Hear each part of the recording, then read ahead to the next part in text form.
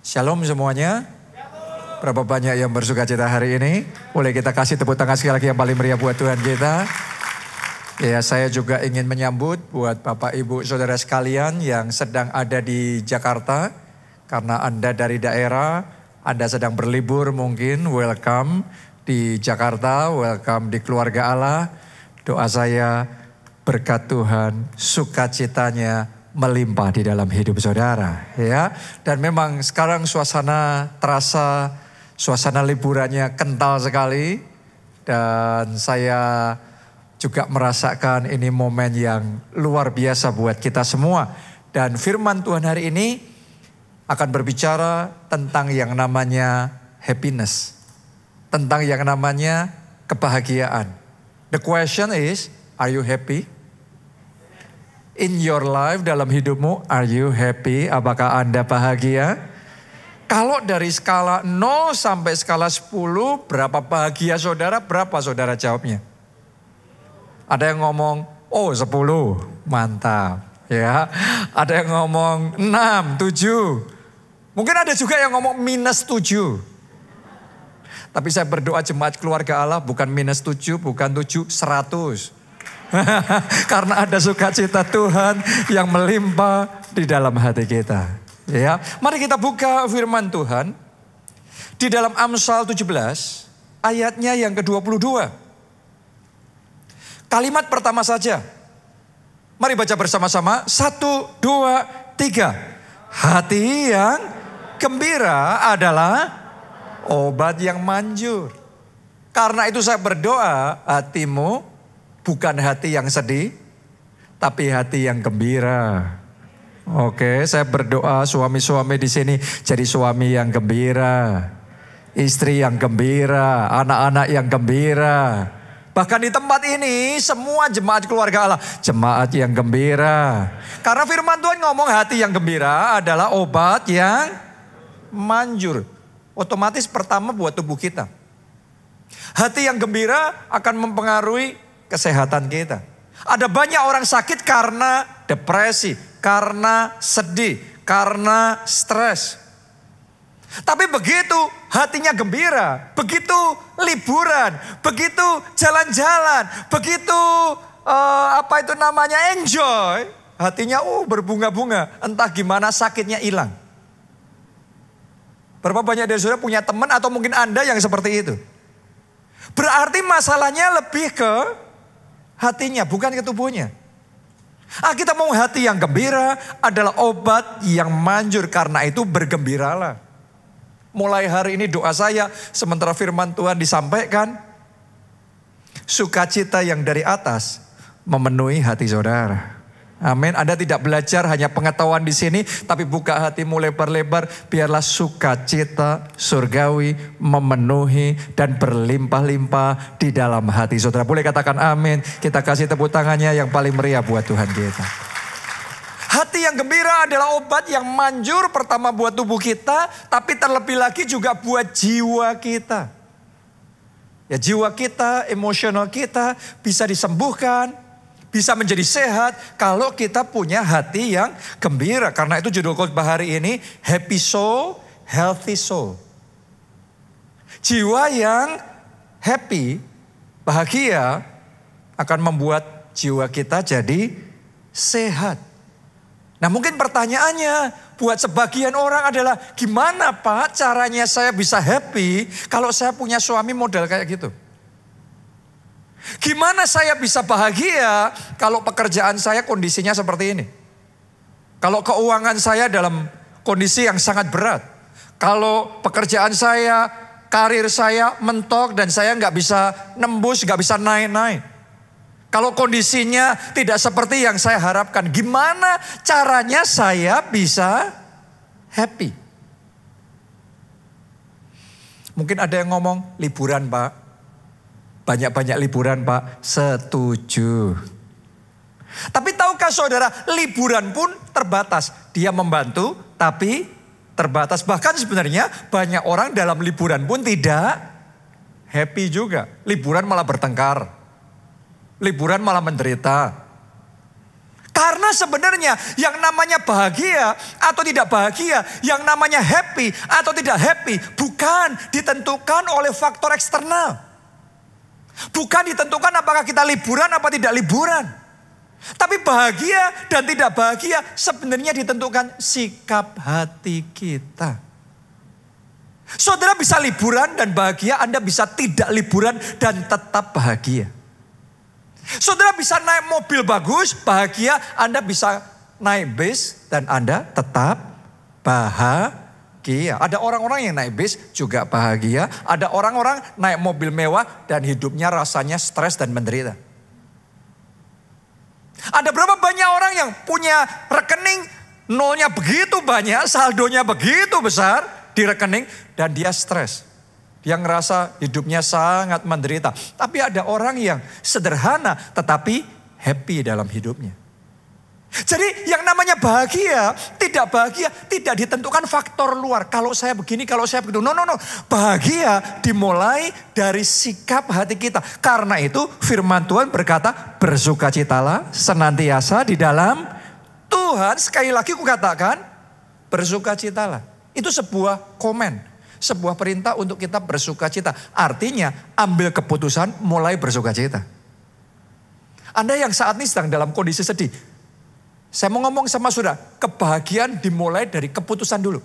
Ambil keputusan mulai hari ini aku gak mau sedih lagi. Mulai hari ini aku mau bersukacita dengan keluarga yang Tuhan beri. Dengan pekerjaan yang ada. Dengan semua yang masih ada dalam hidupku. Aku mau bersukacita senantiasa di dalam Tuhan dan terus bersukacita.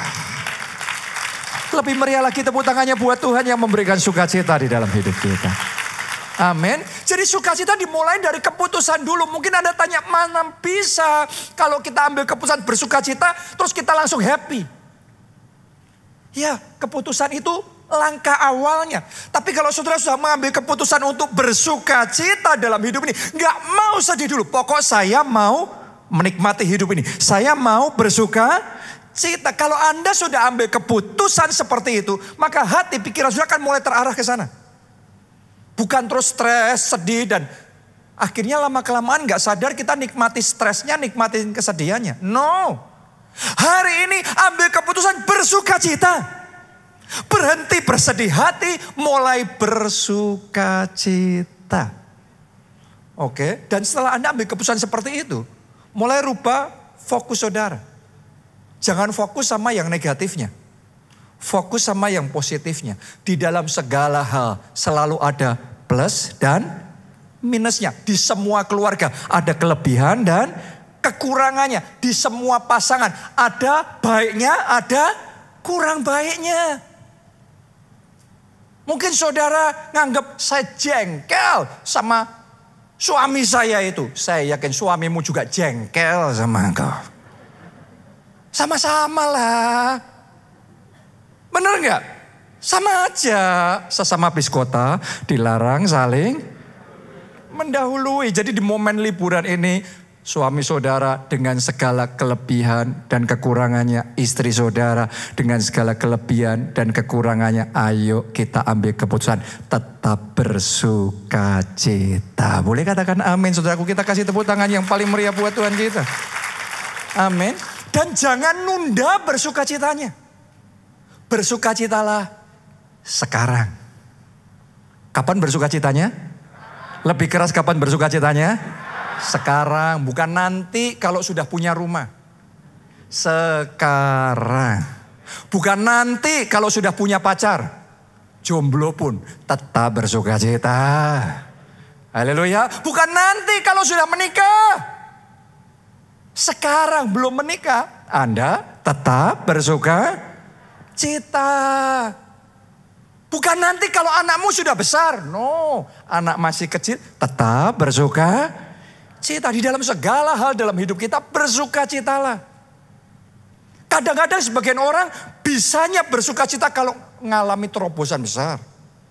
Ngalami mujizat besar. Pindah ke rumah yang baru. Dapat mobil yang baru. Baru kita bersukacita. Tapi momen-momen kayak gitu tuh gak banyak. Lebih banyak proses sampai ke titik itu daripada titik itunya sendiri. Untuk sebuah visi, untuk sebuah impian yang Anda perjuangkan, butuh berapa tahun baru goal. Misalnya butuh 7 tahun baru goal, butuh 10 tahun baru goal. Kalau Anda nunggu sukacita setelah visinya tercapai, berarti dalam 10 tahun hanya sekali bersukacita. Betapa minimnya, kecilnya, miskinnya sukacita di dalam hidupmu. Saya berdoa mulai hari ini semua dari saudara diperkaya dengan sukacita ilahi dalam perjalanan, di dalam perjuangan, di dalam setiap langkah proses kita mengejar visi, mengejar impian yang Tuhan berikan kepada kita. Kita bisa menikmati, kita tetap bersukacita dan hati kita penuh dengan kegembiraan. Kenapa? Alkitab yang mau bergembiralah karena Tuhan. Maka Ia akan memberikan yang diinginkan hatimu. Doa saya yang Anda inginkan Tuhan berikan. Dimulai dari bersukacita.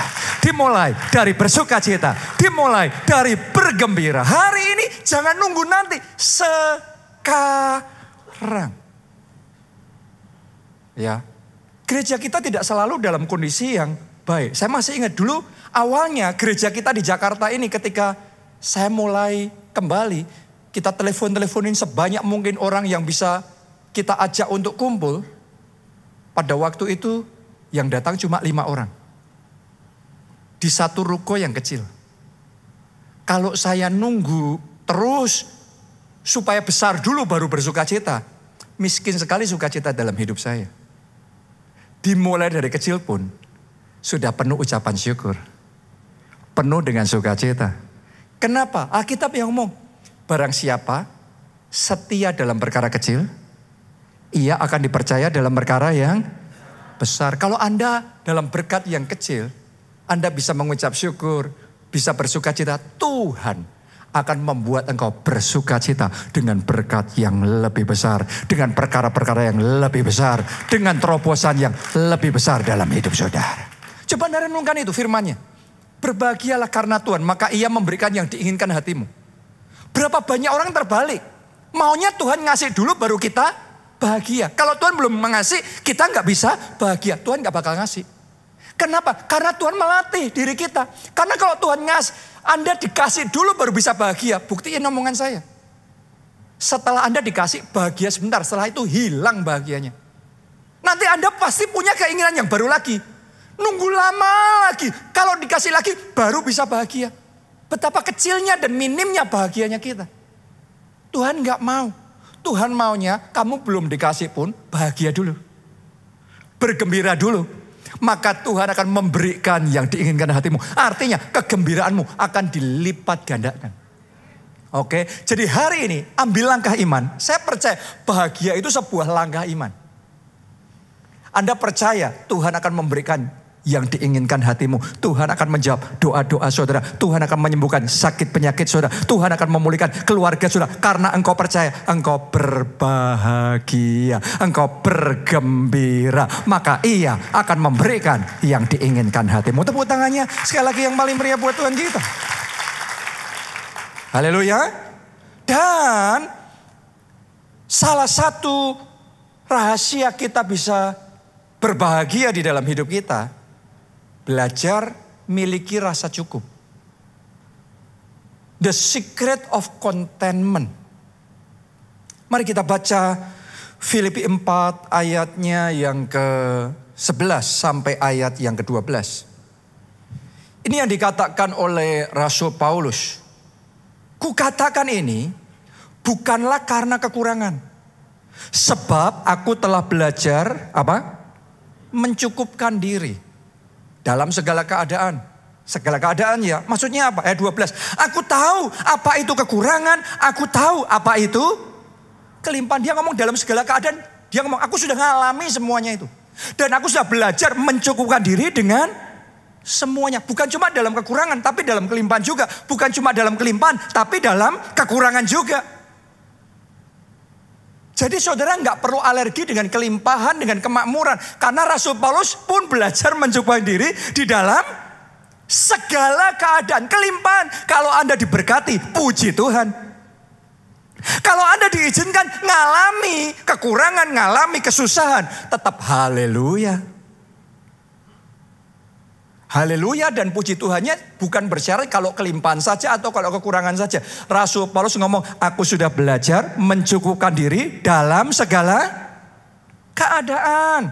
Baik kelimpahan maupun kekurangan. Lanjut lagi, dalam segala hal, dalam segala perkara, tidak ada sesuatu yang merupakan rahasia bagiku.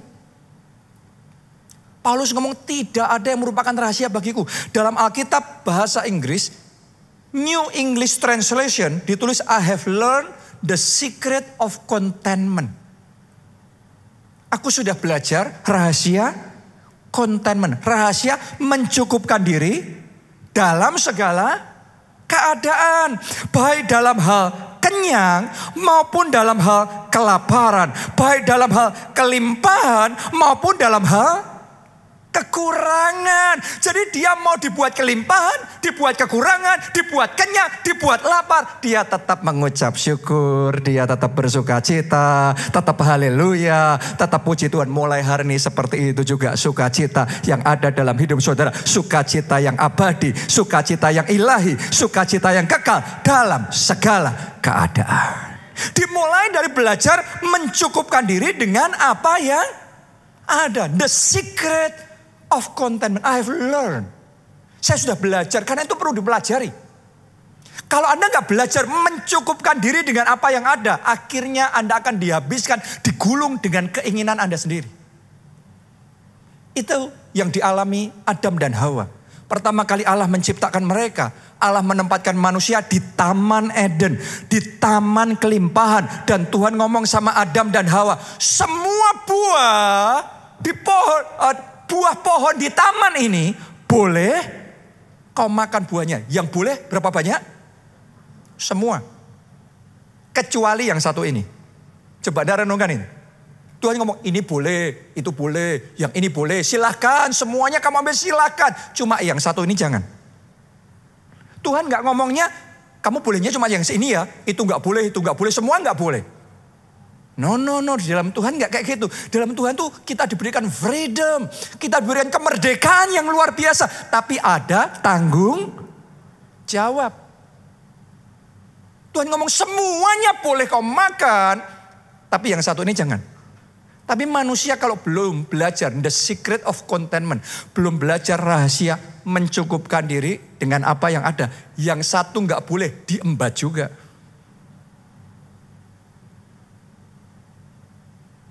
Dimakan juga. Dan gara-gara gak belajar mencukupkan diri dengan apa yang Tuhan percayakan. Akhirnya mereka kehilangan segalanya. Mereka kehilangan Taman Eden. Kadang-kadang kita kalau gak belajar mencukupkan diri dengan apa yang ada. Justru yang besar, yang lebih indah, yang berharga. Malah akan terlepas dari hidup kita. Karena itu hari ini saya ajak saudara belajar mencukupkan diri dengan apa yang ada. Benar pekerjaanmu, kamu dituntut ini, dituntut itu. Harus gini, harus repot. Tapi jangan lupa loh, banyak orang kena PHK dan banyak orang butuh pekerjaan. Paling tidak Anda masih bisa bekerja, belajar mengucap syukur. Belajar mengucap syukur. Mungkin ibu-ibu pusing ngurus anak nakalnya minta ampun. Tapi jangan lupa loh, banyak pasangan suami istri berdoa belasan tahun belum juga punya anak. Anda bisa punya anak, itu pun anugerah dari Tuhan. Dan jangan lupa ucapkan syukur sama Tuhan. Belajarlah mencukupkan diri dengan apa yang ada. Learn the secret of contentment. Supaya ada bahagia, supaya ada sukacita di dalam kehidupan kita. Ayo kita baca Ibrani 13 ayatnya yang kelima. Janganlah kamu menjadi hamba uang. Dan cukupkanlah dirimu dengan apa yang ada padamu. Sampai di situ aja pembacaan kita. Kita mau jangan jadi hamba uang.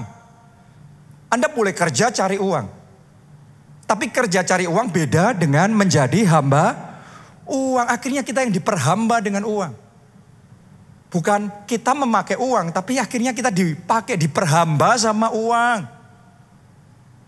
Berapa banyak orang bukan jadi hamba uang, tapi hamba makanan. Hamba kuliner. Bukan makan untuk hidup, tapi hidup untuk makan. Akhirnya dihabisin semua sama makanan. Dihabisin kesehatannya, dihabisin staminanya oleh makanan. Berapa banyak orang hidupnya dihabisin karena jadi hamba uang. Dihabisin karena greed-nya sendiri. Ketamaannya sendiri. Karena jadi hamba uang. Alkitab ngomong, belajarlah, cukupkanlah dirimu dengan apa yang ada padamu. Kalau seandainya harta saudara ditambah nolnya 3, Anda happy. Tapi dengan apa yang ada, belajarlah mencukupkan diri dengan apa yang ada. Saya belajar dalam hidup saya selalu punya visi yang besar. Impian yang besar. Saya berdoa dalam hidup saudara, Anda juga punya visi yang besar. Anda percaya Tuhan akan memakai sudah melakukan perkara-perkara yang besar. Tapi di dalam journey, di dalam perjalanan itu, dengan apa yang masih ada di tangan kita sekarang, belajar mencukupkan diri dengan apa yang ada dan tetap mengucap syukur. Tetap terima kasih Tuhan. Apa yang sudah Engkau kerjakan dalam hidupku indah semuanya. Indah yang Tuhan buat. Baik Tuhanku, baik, sangat baik di dalam kehidupanku. Saya sebagai hamba Tuhan, saya belajar menikmati pelayanan ini. Gereja kita masih sedikit, ya kita mengucap syukur. Bukan berarti kita nggak punya visi besar loh. Tapi di dalam perjalanan ini, ayo kita belajar enjoy, kita belajar menikmati. Saya nggak mau hanya karena ada gereja lain yang lebih maju, yang lebih besar, lebih hebat, lebih segalanya. Terus saya merasa seolah-olah Tuhan nggak sayang sama kita. No. Hanya karena adik saudara, kakak saudara pakai mobil lebih bagus, bukan berarti Anda tidak diberkati Tuhan loh. Jangan lupa. Setiap orang punya porsinya masing-masing. Setiap orang punya bagiannya masing-masing. Setiap orang punya waktunya masing-masing. Dan waktu saudara akan segera datang. Tapi jangan iri dengan waktunya orang lain. Jangan iri dengan berkatnya orang lain. Jangan iri dengan istrinya orang lain. Halo. Haleluya. Ibu-ibu jangan iri dengan suaminya orang lain. Dulu kalau aku gak nikah sama kamu. Kalau aku nikah sama pacarku itu, ya. Saudaraku, hari ini saya ingin ajak saudara belajar dengan apa yang ada. Firman Tuhan tadi, cukupkanlah dirimu dengan apa yang ada padamu. Dalam hidup kita ini kadang-kadang kita diizinkan melalui proses kehidupan. Ada momen of miracles, momen mujizat, yes. Dan itu very exciting. Tapi ada juga momen di mana kita itu diproses oleh Tuhan. Dalam momen itu juga belajar mencukupkan diri dengan apa yang ada. Kayak Rasul Paulus, aku sudah belajar kelimpahan, aku juga belajar dalam kelaparan, kekurangan, kenyang. Dalam segala keadaan, I have learned the secret of contentment. Jadi saya mau ajak saudara hari ini ambil keputusan. Belajar cukupkan dirimu dengan apa yang ada. Itu yang dipelajari Musa. Anda masih ingat gak kisah hidup Musa? Dia itu Tuhan punya rencana besar dalam hidupnya. Memakai dia menjadi pahlawan untuk menyelamatkan bangsanya dari perbudakan Mesir. Tapi dia salah langkah. Gara-gara salah langkah, Musa harus melarikan diri. Tadinya seorang pelarian. Tadinya seorang pangeran. Sekarang menjadi seorang pelarian. Jadi pelarian dia gak punya apa-apa sekarang. Kalau orang dari bawah naik ke atas enak. Gak usah ada yang nyuruh pun, gak usah diomongin. Bersukacitalah senantiasa dalam Tuhan. Sekali lagi gue katakan bersukacitalah. Gak usah dikotbahin, itu pun sudah happy. Tapi justru buat saudara yang ngalami seperti Musa. Dari atas turun ke bawah, Anda perlu terima pesan firman Tuhan, bersukacitalah. Memang gak gampang, karena itu I have learned the secret of contentment. Kita harus belajar Rahasia mencukupkan diri dengan apa yang ada. Waktu Musa jadi pelarian, dia diterima dalam rumah seorang Midian namanya Reuel. Jadi ceritanya waktu itu Musa nolongin anak-anaknya Reuel ini untuk ngambil air dari sumur. Setelah anak-anak itu pulang ke rumahnya, cerita sama bapaknya. Bapaknya ngomong, kok kamu nggak undang Musa ke rumah kita, makan bersama kita, panggil cepat ke sini. Kita baca ya ayatnya, Keluaran 2 ayat 20 sampai 22. Ia berkata kepada anak-anaknya, di manakah ia? Mengapakah kamu tinggalkan orang itu? Panggillah dia makan. Nah sekarang Anda lihat nih, ini dalam 3 ayat ini, itu dipadetin, jadi seolah-olah kayak cepat banget gitu yang terjadi. Ya, tapi ini sebenarnya butuh proses. Ayat 21, Musa bersedia tinggal di rumah itu. Dalam Alkitab bahasa Inggrisnya ditulis, Moses was content to dwell with the man. Jadi Musa konten, Musa ya sudah belajar mencukupkan diri, ditawarin, dia kan gak punya tempat tinggal sekarang. Ditawarin tinggal sama Reuel, sudah tinggal aja di sini. Padahal tadinya dia tinggal di mana sebagai pangeran? Di istana. Menurut saudara bagus mana rumahnya Reuel di padang gurun Midian sama istananya Firaun? Tapi sekarang things has changed. Hidupnya sudah berubah. Dia bukan lagi pangeran, dia seorang pelarian. Itu adalah musim yang diizinkan Tuhan. Walaupun itu kesalahannya, tapi ya diizinkan Tuhan terjadi di dalam kehidupannya. Banyak orang gak bisa menerima realita, gak bisa menerima kenyataan, akhirnya berontak, akhirnya lebih menderita. Tapi Musa waktu itu belajar, ya sudah, aku harus melalui semuanya ini. Ya sudah, aku lalui, aku hadapi. Dan ditulis Moses was content. Musa ya sudah, nerima dia. Tadinya tinggal di istana, sekarang yang ada adalah rumah sederhana pun dia syukuri. Paling tidak dia tidak harus tinggal di luar, tapi masih ada rumah yang dia bisa tinggali. Dan karena dia belajar untuk mencukupkan diri dengan apa yang ada sekarang. Bukan dulu, dulu mungkin jaya, dulu pangeran, sekarang adanya cuma ini. Dan dia tetap mengucap syukur, dia konten, dia mencukupkan diri dengan apa yang ada. Mari kita lihat babak berikutnya. Apa yang Tuhan lakukan buat Musa. Lalu diberikanlah Reuelah Sipora anaknya kepada Musa. Perempuan itu melahirkan seorang anak laki-laki.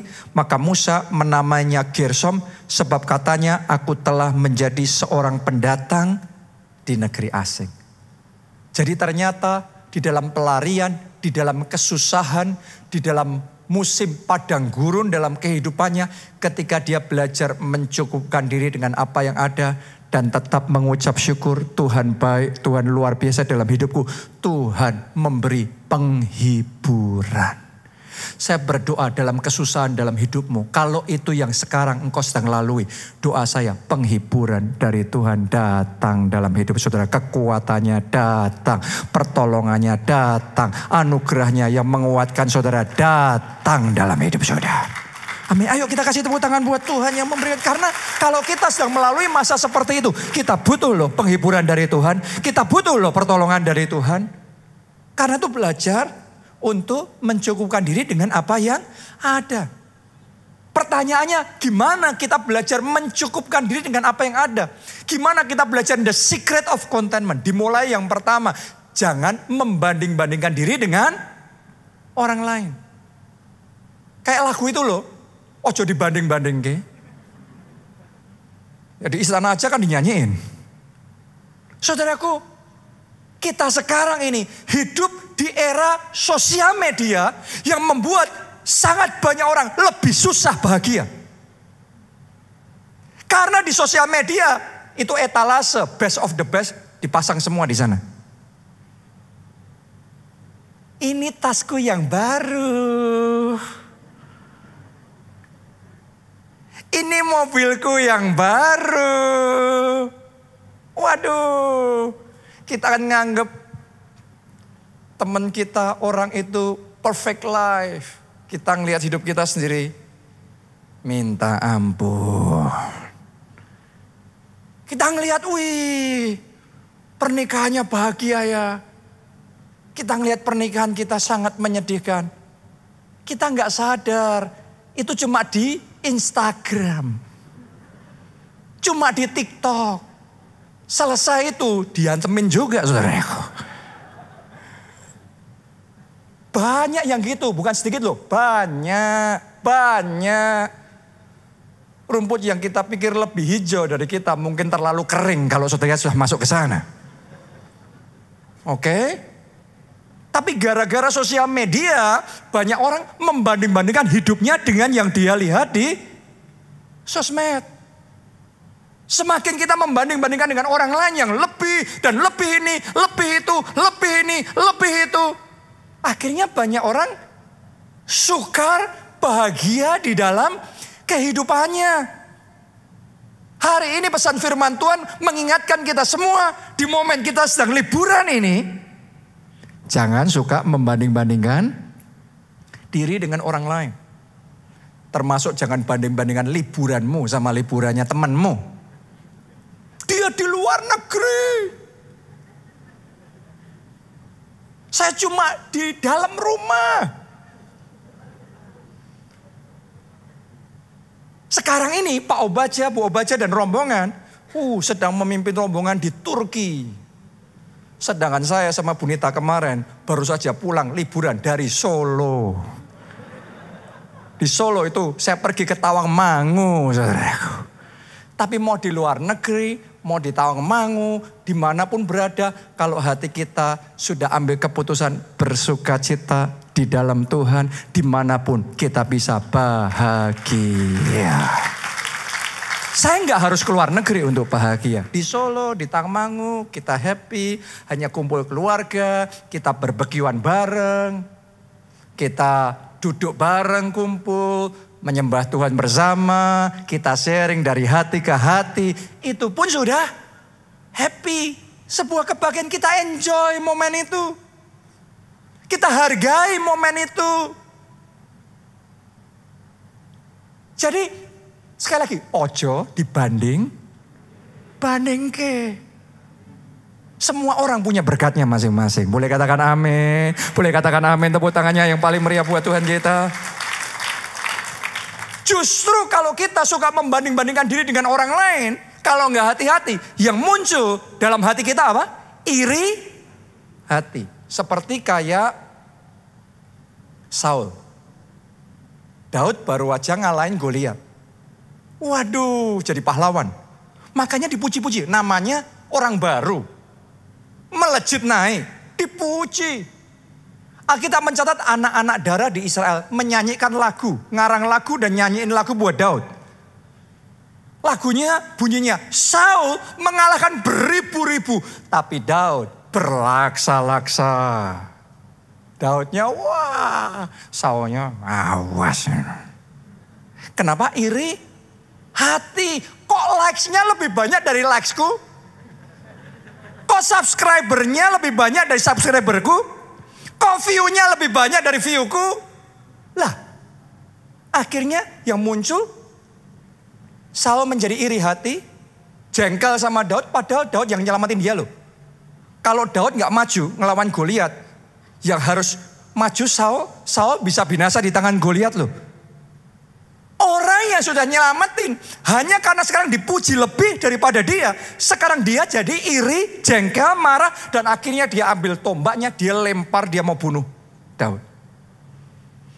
Kalau kita biarkan iri hati menjadi liar di hati kita, mungkin kita nggak pakai tombak untuk bunuh orang, tapi perkataan kita jadi tombak yang begitu tajam untuk mengata-ngatai, untuk menjatuhkan, untuk merusak nama baik, reputasinya. Bukan dia ngelakuin, mungkin kenal aja tidak. Loh, saya itu karena anak pendeta ya saudaraku ya. Saya ngerti perjalanan gereja kita, perjalanan orang tua saya. Pak Obaja diangkat dan dipakai Tuhan luar biasa. Saya tuh tahu ada orang-orang gak pernah ketemu sama Pak Obaja. Pak Obaja gak kenal, gak tahu namanya dia siapa. Tapi bencinya luar biasa sama Pak Obaja. Ternyata ditelusur-telusur sederhana. Iri hati. Iri hati. Sesederhana seperti itu. Coba Anda lihat di luaran sana ada berapa banyak orang. Wah, ngomongnya tajam kayak tombak yang tajam sekali. Wah, ngeritik, wah, menyerang. Sebagian seringkali kalau ditelusur mau jujur. Sebenarnya akarnya adalah iri hati. Jangan biarkan iri hati tumbuh liar dalam hati saudara. Dimulai dengan membanding-bandingkan diri dengan orang lain. No. Orang lain boleh diangkat, orang lain boleh diberkati Tuhan lebih. Tapi dengan apa yang ada dalam hidup kita, tetap naikkan ucapan syukur sama Tuhan. Orang lain boleh dikasih 5 talenta, orang lain boleh dikasih 2 talenta. Kalau kita hanya dikasih 1 talenta dan kita mengucap syukur dan kita lakukan bagian yang terbaik. 1 nanti juga jadi 2. 2 juga bisa jadi 4. 5 juga bisa jadi 10. Semua orang punya timingnya masing-masing. Itu urusan pribadi kita sama Tuhan. Run your own race. Bertandinglah dalam pertandingan imanmu sendiri. Gak usah ngeliatin orang lain terus. Jangan biarkan iri hati merusak hidup saudara. Akhirnya berbuat kejahatan. Berbuat yang jahat di pemandangan Tuhan. Ngomongnya jahat di pemandangan Tuhan. Sikapnya jahat, tindakannya jahat di pemandangan Tuhan. Gara-gara iri hati. Berapa banyak adik jadi jahat sama kakak. Kakak jadi jahat sama adik. Rekan kerja jadi jahat dengan yang lainnya. Sebenarnya ditelusur iri hati. Kalau kita terus membanding-bandingkan diri dengan orang lain. Sebagian orang munculnya iri hati. Sebagian lagi yang muncul adalah minder, rendah diri. Karena membandingin sama orang lain, waduh, aku gak ada apa-apanya, aduh. Aku ternyata kecil banget, ciut dibandingkan dia gede banget. Wah, hebat banget, wah, aku gak berharga, aku gak ada artinya. Saya mau ngomong sama saudara, harga saudara, nilai saudara tidak ditentukan dengan saldo di rekening saudara. Benar saldo di rekening saudara itu pengaruhnya banyak. Tapi di mata Tuhan, Anda sangat berharga sampai Yesus rela turun ke dunia, menyerahkan nyawanya supaya saudara diselamatkan. Yesus mengasihi saudara apa adanya dan dengan apa yang ada dalam hidup saudara, dia punya rencana yang besar di dalam hidup saudara. Kalau Anda percaya dan Anda terus berjalan bersama dengan Tuhan, Anda pun akan mengalami rencananya yang besar dimanifestasikan terjadi dalam hidup saudara. Amin. Jadi jangan minder. Dalam hal ini saya tuh banyak belajar dari Pak Obaja, Bapak rohani kita, gembala kita. Karena dia itu kalau ngelihat orang lain lebih, yang muncul di hati itu bukan minder atau iri hati, tapi karena dia tuh orangnya humble ya. Orang kalau humble tuh, rendah hati itu malah bisa punya sikap yang benar. Ngelihat orang lain lebih, kita maunya belajar. Itu yang saya ngelihat, Pak Obaja malah belajar. Orang kalau iri hati bisa gak belajar sama orang yang lebih? Gak bisa, isinya gak suka. Benar gak? Kalau minder pun juga kita semakin menutup potensi kita. Tapi kalau humble, rendah hati, orang lain lebih maju, lebih pinter, lebih diberkati. Kita belajar, oh gini caranya, oh gitu caranya. Dan dari waktu ke waktu, Pak Obaja jadi pribadi yang lebih baik. Dia juga semakin maju, dia juga semakin berkembang. Hari ini saya berdoa, kalau Anda melihat orang lain yang lebih dari saudara, ada kerendahan hati, ada yang namanya spirit of humility di dalam hati saudara. Sehingga sungguh-sungguh dari waktu ke waktu Anda improve. Semakin baik, menjadi baik. Dan akhirnya your moment, waktumu akan datang. Dan kalau waktu saudara sudah datang, nanti gantian orang lain yang akan melihat di posisi itu dan juga harus belajar gak iri hati sama saudara. Sekarang Anda yang belajar gak iri hati sama orang lain. Tapi akan tiba waktunya orang lain harus belajar gak iri hati sama saudara. Your time is coming. Momen saudara sedang datang. Tuayan saudara sedang datang. Tepuk tangannya yang lebih meriah lagi buat Tuhan kita. Jadi belajarlah untuk mengucap syukur dengan apa yang Anda miliki sekarang ini. Belajar mengucap syukur. Saudaraku, Pak Obadja itu dalam hal ini benar-benar jadi teladan ya.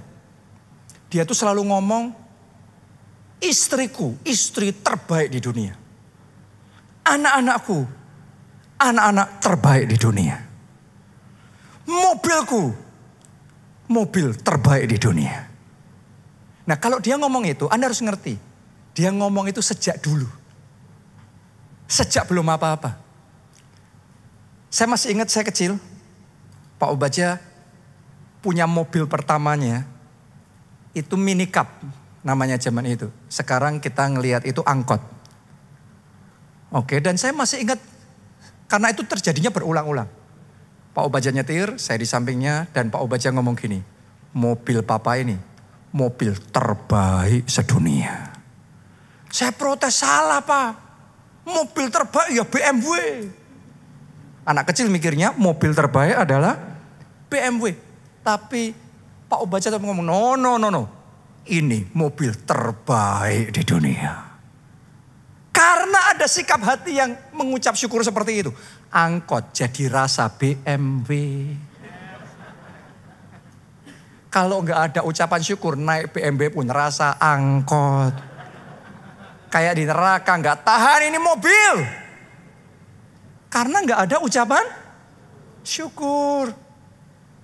Jadi Pak Obadja ngomong, ini mobil terbaik di dunia. Bukan karena kondisi mobilnya, tapi karena yang ngasih Tuhan. Dan semua yang dari Tuhan, semuanya yang terbaik. Karena itu belajar untuk mengucap syukur. Belajar untuk mengucap syukur. Kapan terakhir kali saudara mengucap syukur untuk hal-hal yang kecil-kecil yang Tuhan lakukan dalam hidup saudara? Anda baru putar-putar, cari tempat parkir. Pas lewat sini, mobil itu pas keluar. Anda masuk, Anda ngomongnya kebetulan. Makanya gak terulang lagi. Tapi kalau sudah ngomong terima kasih Tuhan, Tuhan disukakan, kasih lagi. Tahu gak saudaraku, ucapan syukur kayak gitu itu sikap hati.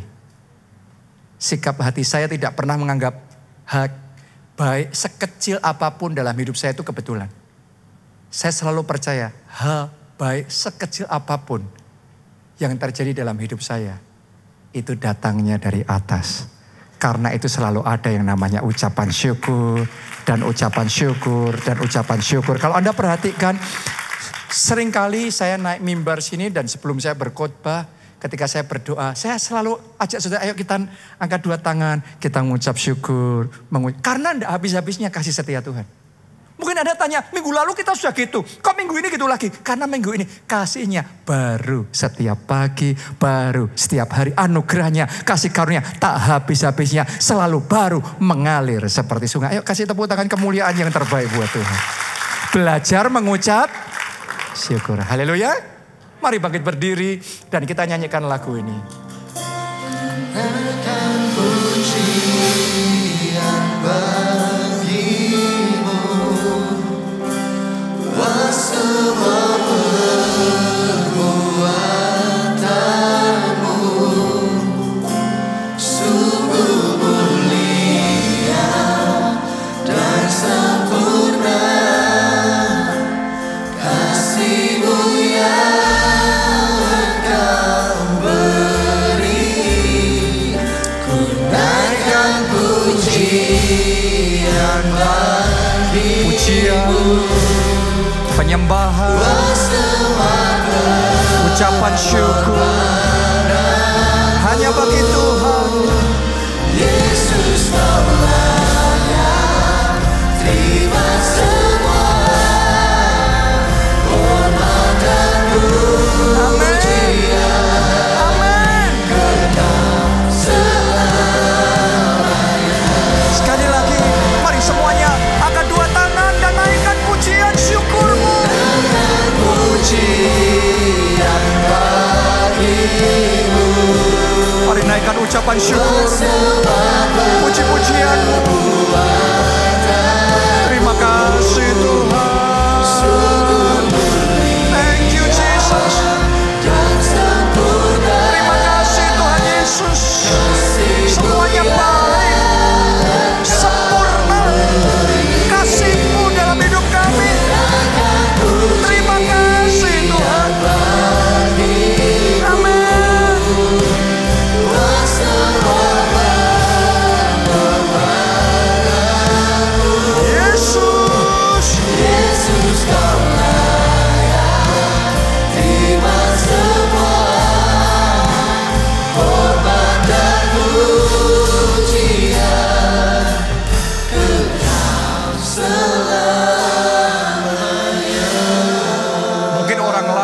berkata, secara manusia, engkau tidak punya alasan untuk tersenyum. Kayaknya semua yang terjadi dalam hidupmu membuat tidak mungkin untuk tersenyum, tidak mungkin untuk berbahagia. Tapi hari ini saya mau ngomong sama saudara, kita punya 1.001 alasan untuk kita itu bisa bersuka cita. Dan yang paling utama, bergembiralah. Karena Tuhan. Karena Tuhan. Dalam segala perkara jangan ngelihat yang negatifnya, yang kurangnya, yang jeleknya. Semua itu selalu ada dua sisi mata uang, dua sisi koin. Belajar ngelihat positifnya, belajar ngelihat kelebihannya, belajar ngelihat baiknya. Maka hati saudara akan bisa melimpah dengan ucapan syukur. Artinya dengan kata lain, jadikan Tuhan sumber sukacita dalam hidup saudara. Bukan jadiin uang sumber sukacita. Kalau uang sumber sukacita, Anda punya uang, Anda happy. Anda gak punya uang, Anda gak happy. Rasul Paulus gak gitu loh. Dia ngomong, aku sudah belajar, I've learned the secret of contentment. Aku belajar rahasia mencukupkan diri dengan apa yang ada. Baik dalam kelimpahan maupun dalam kekurangan. Baik dalam kenyang maupun dalam lapar. Dia tetap enjoying his life. Dia tetap menikmati hidupnya. Bukan berarti dia gak menderita. Tapi dalam penderitaan, hatinya tetap percaya sama Tuhan. Mulutnya tetap berkata, Tuhanku baik, Allahku setia. Dia Allah yang menyertai. Dia tidak pernah meninggalkanku. Dan rencananya baik adanya. All is well. Semuanya baik di dalam kehidupanku. Kenapa? Karena Tuhan sumber sukacitanya. Karena itu hari ini saya mau ajak saudara dan berikan kesempatan buat saudara yang belum pernah undang Yesus sebagai Tuhan dan Juru Selamat. Ayo buka hati saudara, minta dia masuk jadi Tuhanmu, jadi penyelamatmu, jadi sumber sukacitamu di dalam kehidupanmu. Angkat dua tangan saudara, ikuti doa ini. Tuhan Yesus, masuklah dalam hatiku, jadi Tuhan dan Juru Selamatku. Ampuni dosa-dosaku, selamatkan aku, jadilah sumber sukacita dalam hidupku. Mulai sekarang, hidupku ini milik Tuhan Yesus. Aku siap mengiring Yesus, melayani Yesus seumur hidupku. Terima kasih Tuhan. Amin.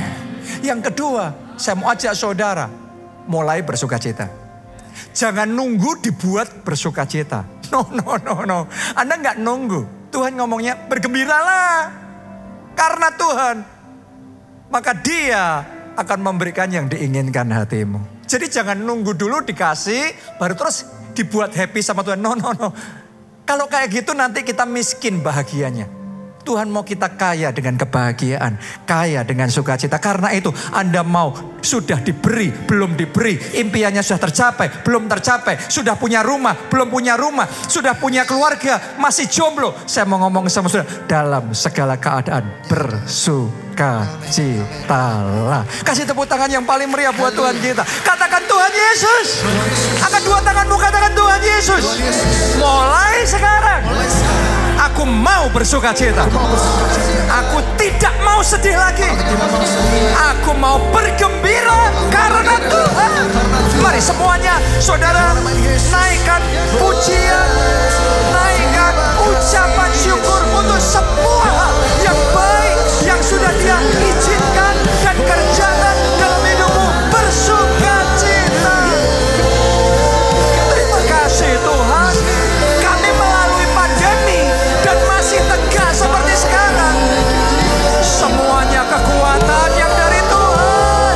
Terima kasih ya Tuhan. Kami masih bisa bekerja sampai hari ini.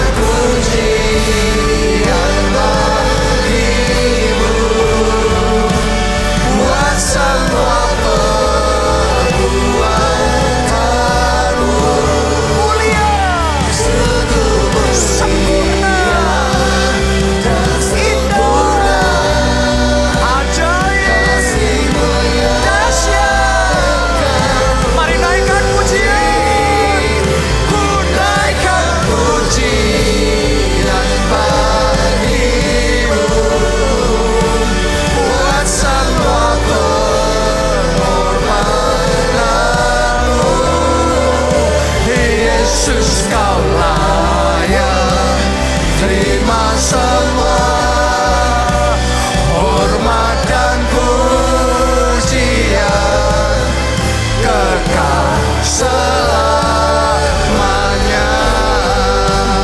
Yesus kau layak terima semua hormat dan pujian kekal selamanya.